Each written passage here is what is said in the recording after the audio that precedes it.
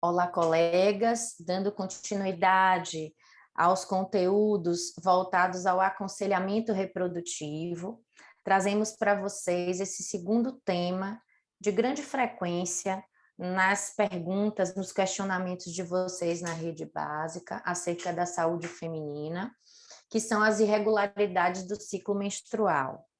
Devo comentar com vocês que nesse conteúdo de hoje, nesse encontro aqui virtual de hoje, nós não vamos tratar dos detalhamentos acerca das amenorreias primárias, amenorreias secundárias e outros contextos acerca das irregularidades do ciclo menstrual.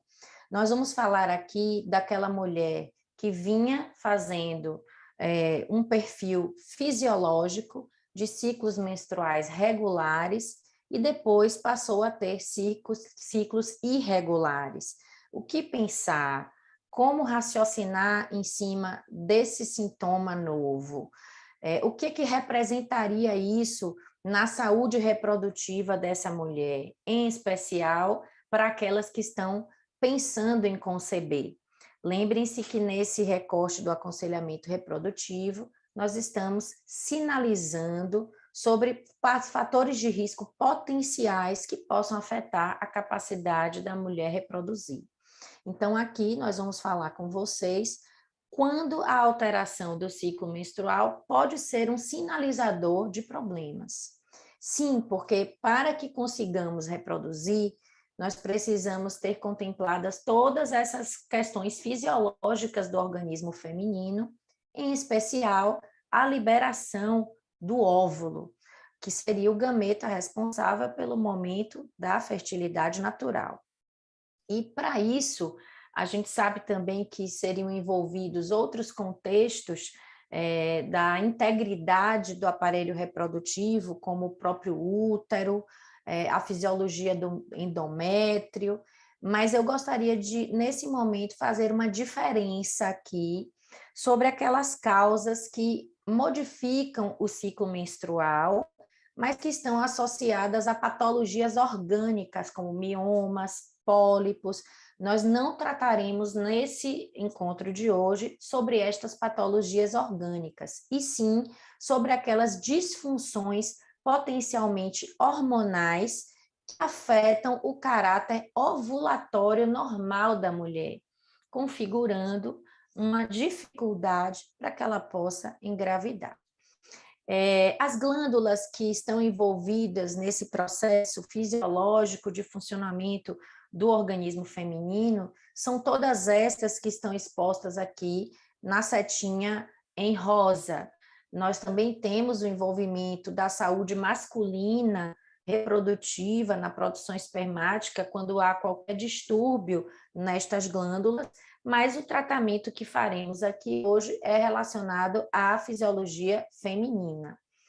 E fica muito difícil, às vezes, para o colega que está na rede básica, seja ele linha de frente de triagem, ou um colega clínico, ou até mesmo um ginecologista do grupo de saúde da família, que compõe o atendimento multidisciplinar, interpretar muitos desses hormônios usando exclusivamente os laudos disponíveis do laboratório ou chamados valores de normalidade que estão ali expressos nos laudos.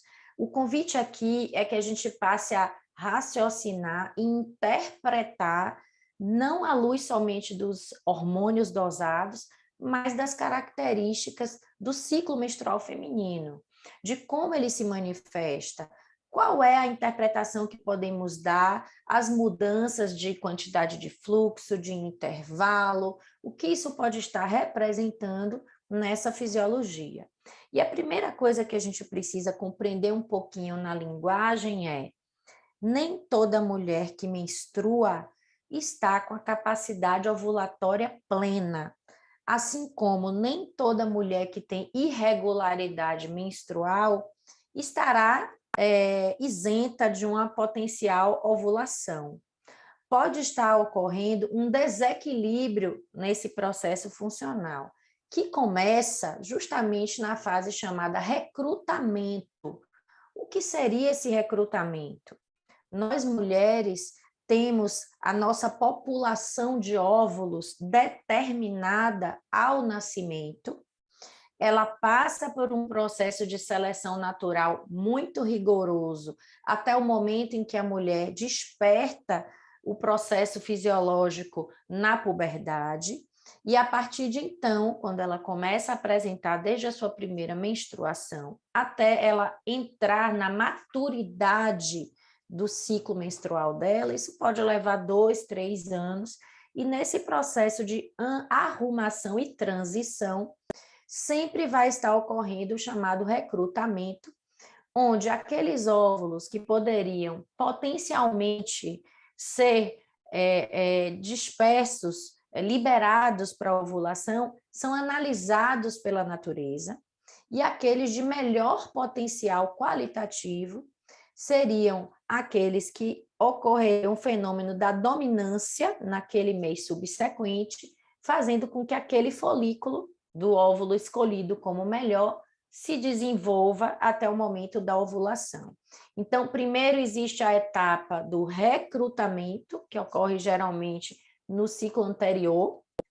Depois a mulher começa a produzir hormônios para que o melhor óvulo envolto no folículo vá se desenvolvendo, o folículo vai se desenvolvendo, o óvulo vai amadurecendo até chegar no ponto ideal da ovulação.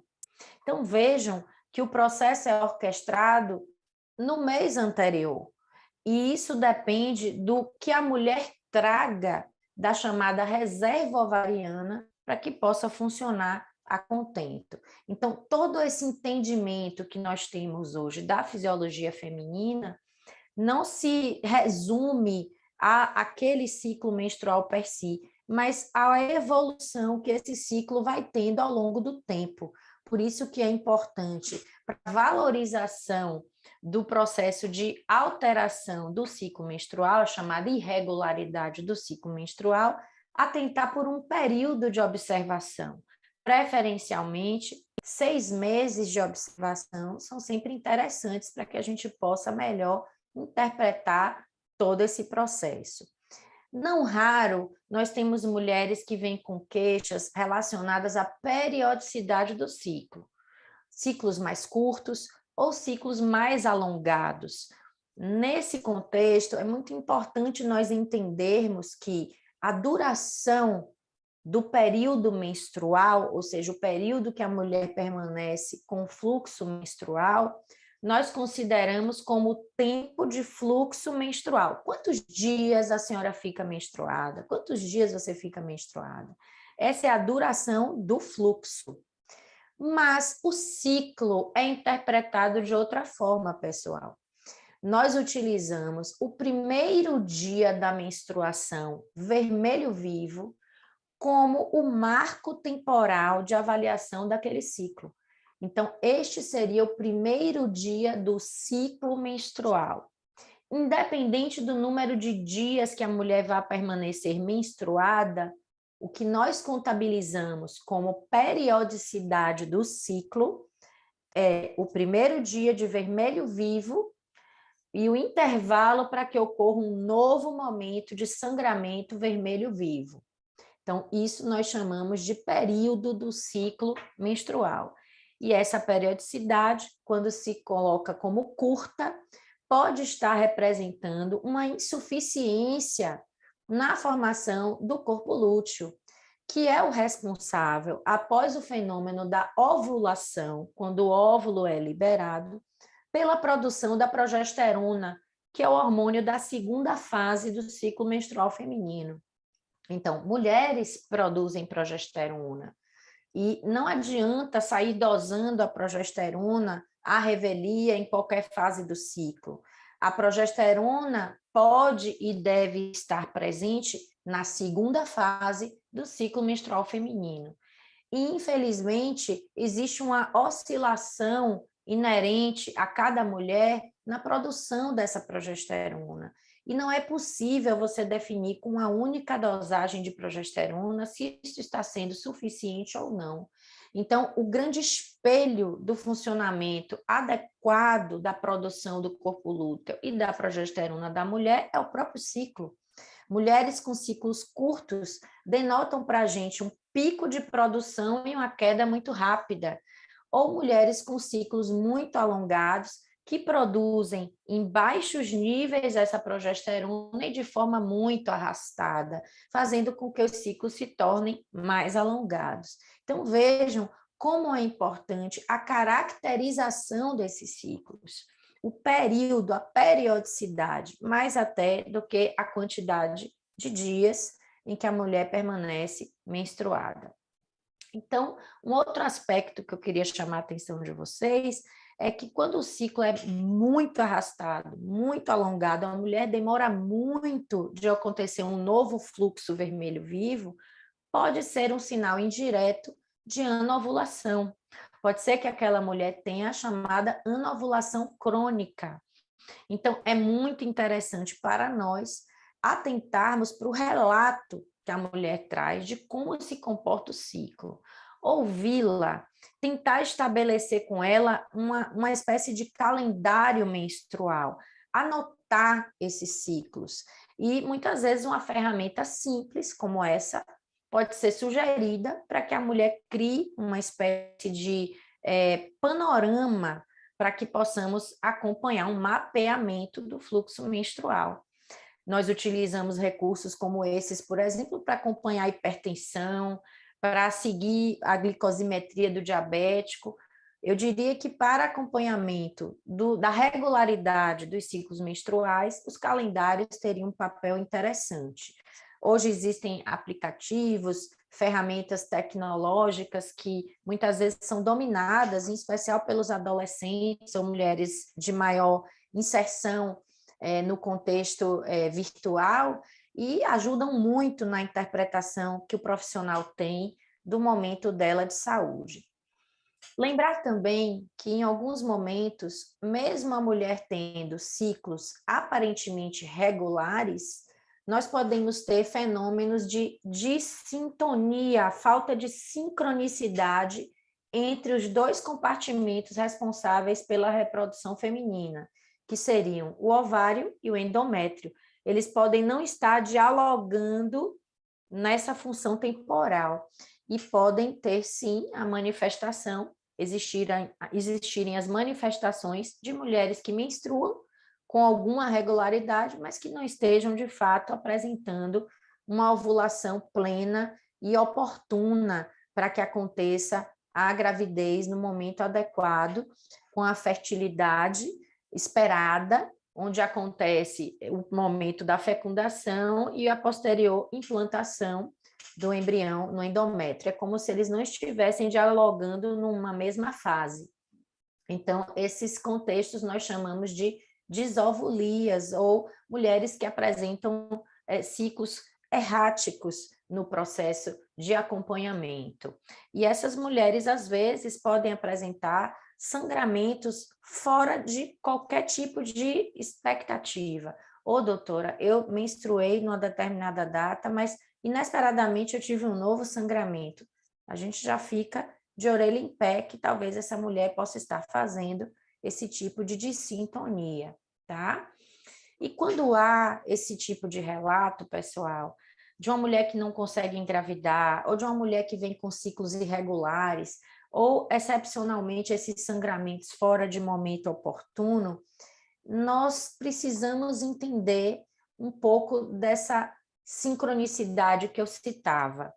É esperado que numa mulher que tenha ciclos fisiológicos, nós tenhamos, em média, 28 dias de intervalo, de período entre um ciclo e outro. Isso pode variar dentro da fisiologia feminina de cada mulher e comparativamente entre outras mulheres, e ser considerado normal em até 5 dias. 5 dias para mais ou 5 dias para menos. Então, um ciclo fisiológico, ele é estimado em aproximadamente 28 menos 5 ou 28 mais 5. porque existem as variações próprias de cada organismo, e isso é aceitável se a mulher manifesta no seu próprio ciclo aquele perfil de uma forma constante. Então, nós temos que interpretar à luz daquela mulher e não necessariamente de um padrão pré-formatado. E isso, inclusive, nos ajuda à leitura do que é a chamada fase fértil, de quando é mais oportuno, quando não é, e entender que existem as variações dentro do próprio ciclo feminino que não garantem a fertilidade específica naquele momento. Portanto, para quem é tentante, quem está tentando engravidar, o ideal é que haja uma cobertura das relações sexuais mais ampla, que a mulher possa ter encontros sexuais 2 a 3 vezes por semana nessas tentativas de gravidez natural espontânea. Quanto ao ciclo, que adianta a mulher estar tendo relações com um ritmo e frequência adequados se ela não está com um ciclo adequado? Então, as coisas precisam caminhar juntas para que possam acontecer da melhor forma possível. E o sinalizador que nós temos de que ciclos irregulares possam estar comprometendo essa efetividade se torna muito importante. As dosagens mais importantes estão aqui colocadas para vocês. Existe todo um entendimento relacionado à evolução do ovário, a relação com os hormônios e os seus picos fisiológicos e o funcionamento do endométrio. Se isso sai de um orquestramento fisiológico, vem os sintomas anormais, que são, em especial e principalmente, os ciclos menstruais irregulares, que podem ser monitorados a princípio com estas dosagens que eu comentei no slide anterior, e podemos também lançar mão de alguns outros, como a dosagem da progesterona, na segunda fase estimada, e a ultrassonografia transvaginal, num período pré-ovulatório, pós-ovulatório, para tentar, talvez, diagnosticar ou definir a presença desse corpo lúteo, a produção da progesterona, e perceber se aquela mulher vem ovulando. Talvez até estimar o período em que essa ovulação esteja acontecendo. Entretanto, é preciso ter a clareza que se isso se torna algo repetitivo, que se mantém ao longo dos ciclos observados, a mulher pode estar diante de uma patologia chamada anovulação crônica. E essa anovulação crônica, ela tem um entendimento, segundo a Organização Mundial de Saúde, já classificado desde 2005, 2006, um documento antigo, onde a gente pode tentar interpretar ou encaixar aquela mulher num contexto sindrômico. Aquelas mulheres que têm alterações na dosagem do FSH, em especial do FSH somada ao estradiol, elas podem nos levar a uma classificação distinta de comportamentos clínicos completamente diferentes e de abordagens terapêuticas também bastante distintas. Então, eu gostaria de chamar a atenção de vocês a partir de agora um pouquinho acerca desses perfis, porque eles são muito úteis para, inclusive, saber como encaminhar e para onde encaminhar estas pessoas. Gente, mulheres que apresentam nas dosagens e no comportamento de ciclos irregulares, associados à perda de peso acentuada, histórico de alguma alteração neurológica, mulheres que não tiveram uma puberdade em momento oportuno, com atrasos, adiantamentos, ou atletas de alta performance, ou ainda aquelas que utilizam algum tipo de droga neuroléptica, elas são mulheres que muitas vezes apresentam uma hipofunção hipofisária. É como se elas sofressem um bloqueio central. Então, não há como o ovário funcionar produzindo hormônios adequadamente e liberando os óvulos que temos já na nossa reserva ovariana, sem um processo de maturação induzido pelos hormônios, se a mulher, do ponto de vista central, não está produzindo esses hormônios fisiologicamente. Então, são as mulheres que apresentam as dosagens muito baixas do FSH, do estradiol, nós chamamos de hipogonadismo, ou seja, uma hipofunção do ovário. Mas a origem dessa hipofunção é porque ela tem um hipotálamo que não está funcionando também a contento. Eu queria dizer isso com essa clareza para vocês, porque não raro nós recebemos pessoas utilizando algum tipo de estimulante oral, ou medicações contraceptivas, ou quaisquer outros tipos de suportes hormonais para tentar reverter esse tipo de processo, mas a única coisa que nós estamos fazendo é estimulando o útero a ciclar. Nós não estamos resolvendo o problema endócrino primário daquela paciente. E eu devo dizer a vocês que recentemente aqui no Hospital Universitário, eu recebi uma moça com 37 anos que havia sofrido uma intercorrência nesse tipo de perfil, né, de sequela neurológica, teve uma hemorragia avantajada pós-parto e ela passou por um processo de hipogonadismo que não foi diagnosticado. E essa moça permaneceu quase 10 anos sem fazer os suplementos adequados e as correções adequadas do seu ciclo menstrual. Entrou num processo de menopausa e falência ovariana precoces e já chegou para a gente com alterações ósseas, densitometria óssea alterada. E vejam o delay de 10 anos para essa moça chegar num diagnóstico e numa terapêutica adequadas, somente porque ela desejava engravidar. Então, estejamos atentos a esse tipo de perfil. Um outro quadro que eu queria chamar a atenção, que é até o mais frequente do nosso dia a dia, são aquelas em que esses exames basais são dosados e aparentemente vêm normais. Então, FSH normal, estradiol normal. Então, a princípio, o eixo hipotálamo, hipófise e gônada estão funcionando a contento. Teriam uma orquestração aí funcionando adequadamente. Entretanto, a função primária da gônada, dos ovários, não está funcionando adequado. Por que seria isso? Muitas vezes nós temos influências indiretas desse funcionamento a partir da tireoide ou a partir da produção errônea de um hormônio chamado prolactina, que pode interferir nesse contexto. Mas, sem dúvida, o mais comum e o mais relevante, o mais estudado, que pegamos com maior frequência, é a síndrome dos ovários policísticos, que vai ser tema do nosso próximo encontro. Gente, muitas vezes salta aos olhos. Não precisa de dosagens hormonais para a gente ter a desconfiança de que algo talvez não esteja bem na saúde daquela mulher de uma forma mais global. Os ciclos irregulares podem ser a ponta da lança de um processo, o espelho, o reflexo dessa saúde, mas nós temos também outros sinais. Mulheres que apresentam inchaço dessa região cervical, podendo corresponder a distúrbios tireoidianos, por exemplo, que também será tema de uma aula específica. As mulheres acima do peso, nós vivemos uma pandemia de obesidade, e a obesidade per si também justifica ciclos irregulares e caráter anovulatório. Nós conseguimos reverter, muitas vezes, essa irregularidade, esse caráter anovulatório, com adequação de peso.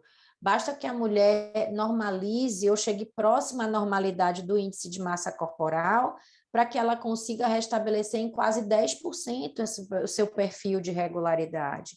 Então, são investimentos simples, que resolvem e que ajudam muito. A mulher que vem com aquela acne crônica, arrastada, que não melhora com questões cosméticas, ela está chamando atenção para um processo endócrino e alteração possível do funcionamento ovariano. Muito frequentemente, ovário policístico está associado com esse contexto. E assim vão outras manifestações e sinais que podem nos dar o sinal de alerta para estas patologias.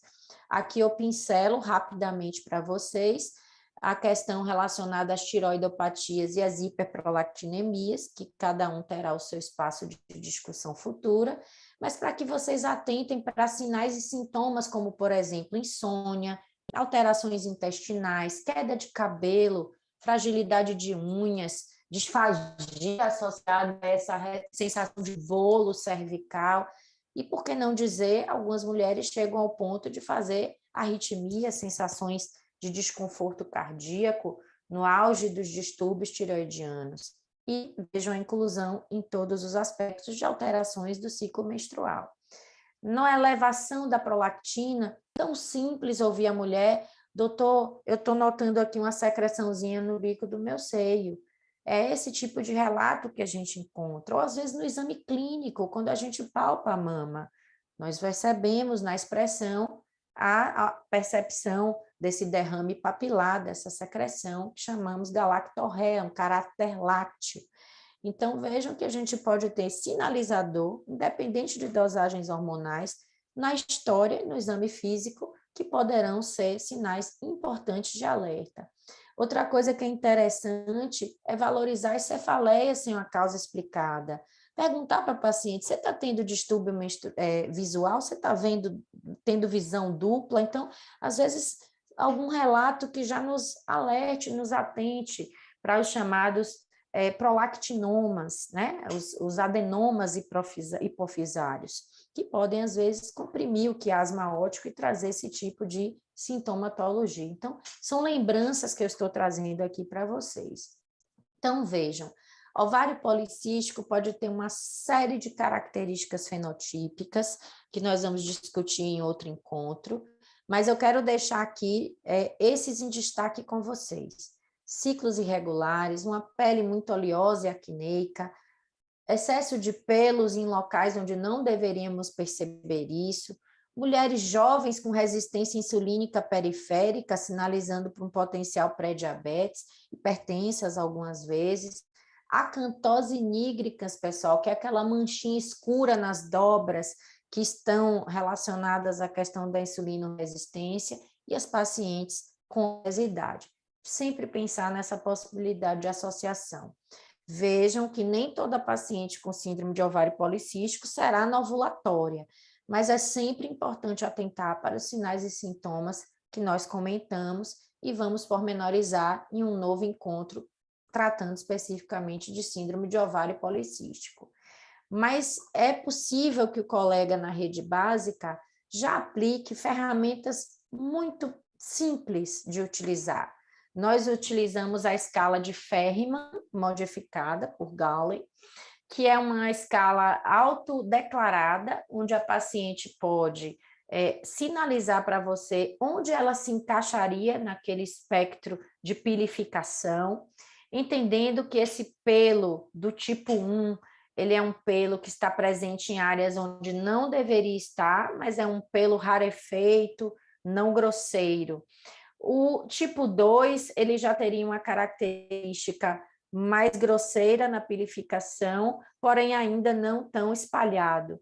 O tipo 3 já tem um espalhamento maior da pilificação e não tão grosseiro no pelo, e o 4, bem espalhado e bem grosseiro na pilificação. A mulher pode lhe ajudar dizendo: oh, doutora, eu depilo, mas aqui na minha região do mento, na região do bigode, tá certo? A gente nota, eu percebo dessa forma aqui. E é sinalizador porque quando esse índice ele é superior a 6, superior ou igual a 6, chama a nossa atenção para a possibilidade de um hirsutismo clínico, que é o excesso de pelo que a gente pode estar aí atentando.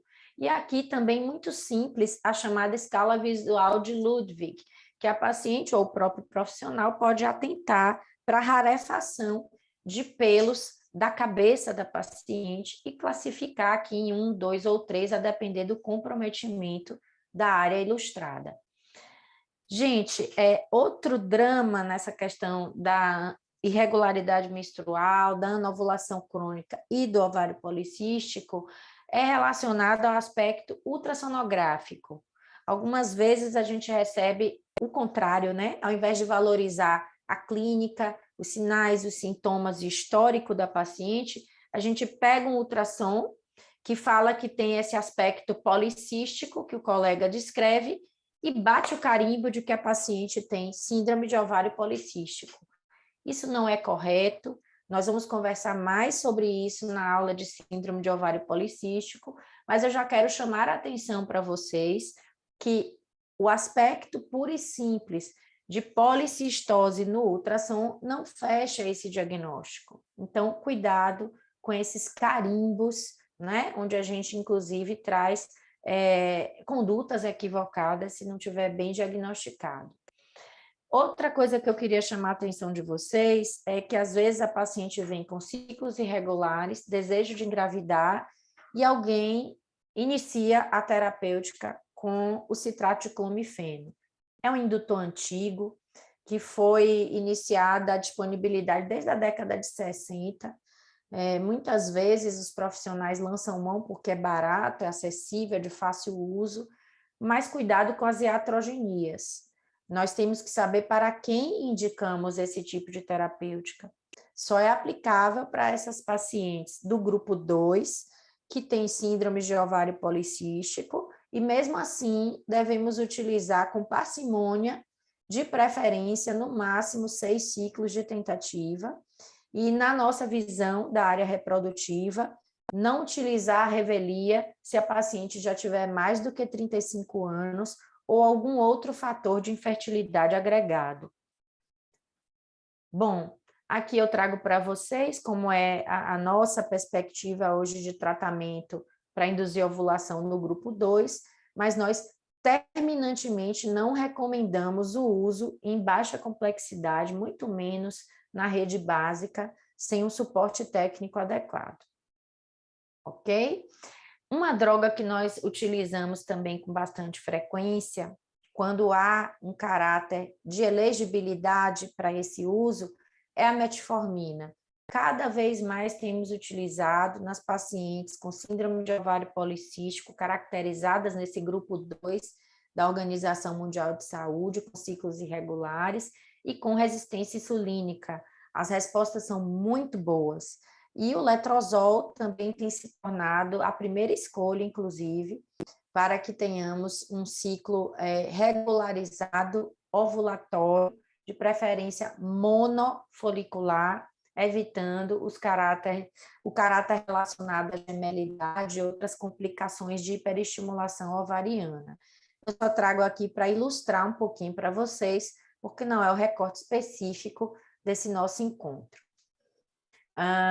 Vou avançar mais um pouquinho aqui, tá? Só chamando a atenção de vocês que, algumas vezes, induzindo a ovulação, sem estudar, de fato, todos os fatores relacionados à infertilidade nas mulheres que têm ciclos irregulares e são inférteis, vem tentando engravidar sem conseguir há pelo menos um ano, pode ter aí uma margem de falha na medida em que você não explora o contexto masculino ou não avalia também a patência das trompas. Não adianta induzir ovulação em quem tem ciclos irregulares se eu não tenho o tripé relacionado à função reprodutiva garantido. Então, eu coloco aqui só para chamar um pouquinho a atenção de vocês. E um outro aspecto que a gente vê também bastante erro na prática corrente, que é usar o indutor da ovulação e não fazer o suplemento da fase lútea. Lembrar para vocês que o indutor da ovulação vai tentar corrigir o ritmo de crescimento do folículo, de maturação do óvulo e a ovulação, mas não garante o corpo lúteo posteriormente efetivo. Então, muitas vezes, nós suplementamos com a progesterona. Outro grupo que eu queria chamar muita atenção de vocês, a gente infelizmente tem visto aumentar esse número de pacientes, que são aquelas do grupo 3 da OMS, aquelas em que dosamos o FSH e ele vem alto. São pacientes que sinalizam para nós uma insuficiência ovariana. Em tese, nós apresentamos alguns recortes nesse perfil. Quando a paciente tem um FSH que está acima de 10, ele nos faz atentar para uma possível disfunção. Quando ele está acima de 15, nós praticamente entendemos que há uma disfunção. Quando ele está acima de 25, nós já caracterizamos como um ovário insuficiente.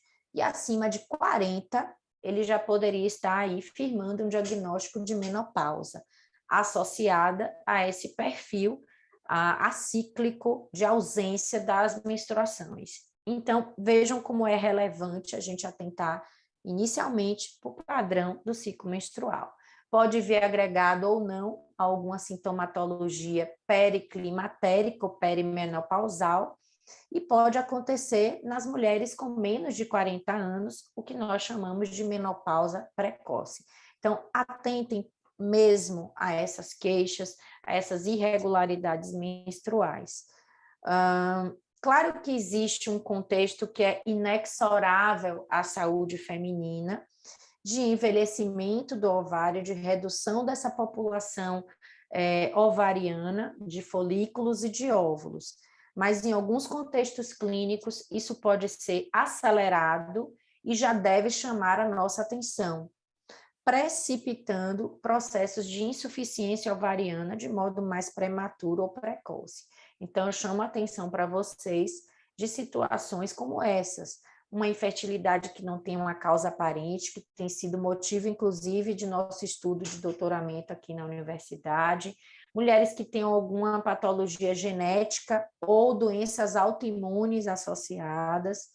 E eu devo chamar a atenção de vocês que uma das patologias que tem mais realmente ressaltado nas nossas pesquisas são as chamadas tireoidites, que tem relação com a autoimunidade da tireoide. Realmente gostaria que vocês ficassem bastante atentos a isso. E por que não dizer também uma ampliação da exposição a toxinas ambientais, em especial cigarro, tão comum em nosso meio o uso do tabaco. Hoje nós utilizamos alguns recursos para tentar estimar essa reserva ovariana e avaliar um pouco melhor esses perfis de mulheres que têm uma insuficiência ovariana potencial. Um deles é a contagem de folículos antrais. Esse é um exame que é feito por ultrassonografia transvaginal, é simples, não é doloroso e pode ser programado ao longo do ciclo menstrual da mulher e referenciado aos centros universitários. Nós aqui no Hospital das Clínicas e na própria maternidade Climério de Oliveira temos feito esta avaliação.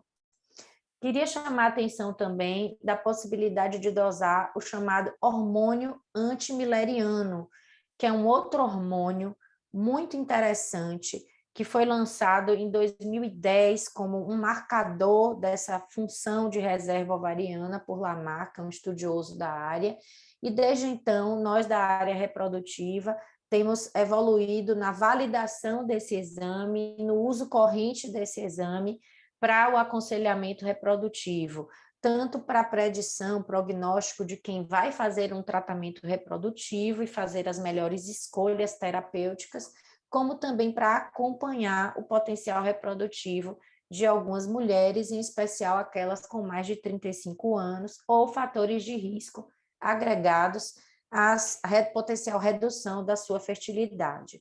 Então, esse hormônio antimileriano, ele ainda não está disponível no nosso Sistema Único de Saúde, mas aqui na nossa universidade nós temos ofertado, num recorte de pesquisa, a dosagem deste hormônio antimileriano. Na universidade e em boa parte dos laboratórios do SUS, nós conseguimos dosar o FSH e o estradiol, que são também recursos para entendimento dos ciclos, conforme já apresentado no entendimento da Organização Mundial de Saúde, para categorizar nos 3 grupos que nós comentamos com vocês. Mas nós podemos também estar atentos a essas questões que eu trago para vocês. Algumas questões metabólicas, medicamentosas, podem chamar a nossa atenção, porque tem uma correlação com os ciclos irregulares e com essas apresentações sindrômicas que eu trouxe aqui para vocês em relação à anovulação crônica.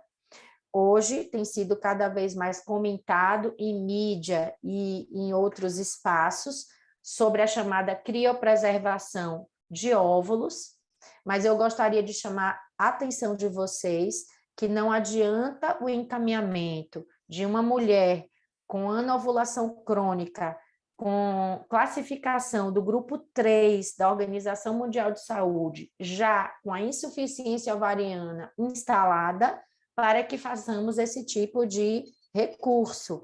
Isso não é efetivo, não costuma responder de fato, e nós priorizamos outro tipo de abordagem, muito mais voltada não a esse potencial aproveitamento em reprodução assistida, mas ao cuidado feminino e preventivo desse processo.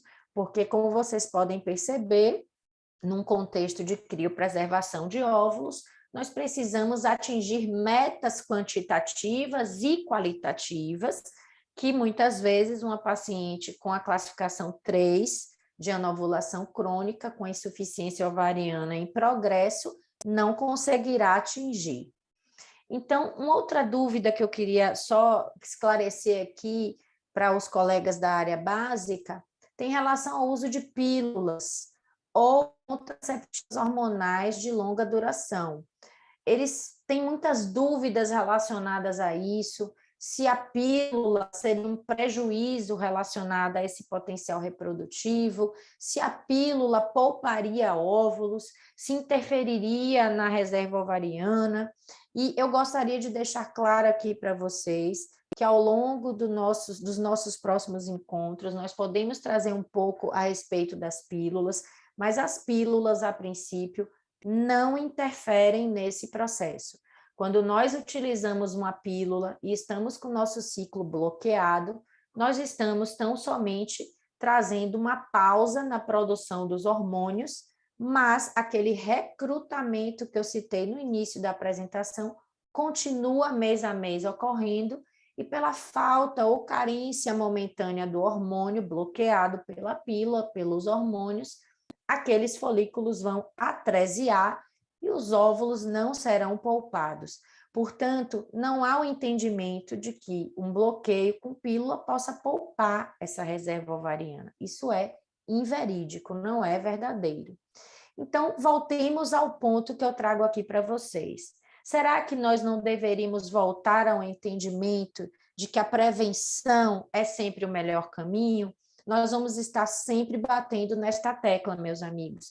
O aconselhamento reprodutivo que nós, nessa proposta da CESAB, trazemos para vocês, e aqui também no Hospital Universitário, é uma reformatação de pensamento.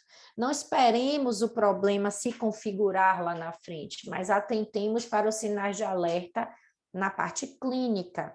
Então, aqui eu chamo a atenção de vocês para essa nova perspectiva, dizendo que as portas do nosso serviço continuam abertas, elas podem ser agendadas através dos postos de saúde, no Sistema Vida da Secretaria Municipal de Saúde, e nós teremos um imenso prazer em acolher estas pacientes para um aconselhamento reprodutivo mais efetivo, onde todos esses pontos estarão sendo tratados junto a elas.